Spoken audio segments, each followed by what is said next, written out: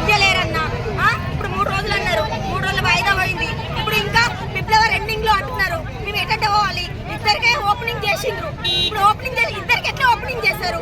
సరే ఇద్దరికి ఓపెనింగ్ చేసిండ్రు కదా, సంతోషంతో మేము ఉన్నాము. ఆ రోజు కూడా ఆయన చెప్పిన ఎమ్మెల్యే సార్ చెప్పిన మాటలు విన్నాము, మాట్లాడినాము, అందరం కూడా వెళ్ళినాము. కానీ ఇప్పుడు వచ్చినాక ఇయ్యము అంటే మేము ఎటు పోవాలి? రోడ్డుకి ఎటు ఉండాలి? ఇప్పుడు రోడ్డు మీదే కూర్చున్నాము. మా ప్రాణాలు ఇవ్వడానికి కూడా సిద్ధపడుతున్నాము. సరే ఇచ్చేస్తాం కూడా.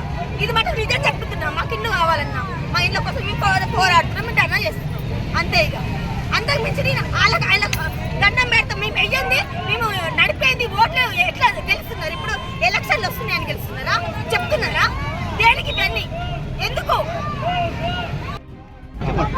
అందరికీ నమస్కారం. పెద్దలందరికీ నమస్కారము. మనము డబుల్ బెడ్రూమ్ ఇళ్ల నిర్మాణం కంప్లీట్ చేసుకున్నాము. ఆ డబుల్ బెడ్రూమ్ లబ్ధిదారులను మనం ఆల్రెడీ ఎంపిక చేసుకున్నాము. వాళ్ళందరి లిస్టు మన దగ్గర ఉంది, అర్హుల జాబితా మన దగ్గర ఉంది. ఎవరెవరికైతే ఇంట్లో వచ్చినాయో వాళ్ళందరికీ తెలుసు.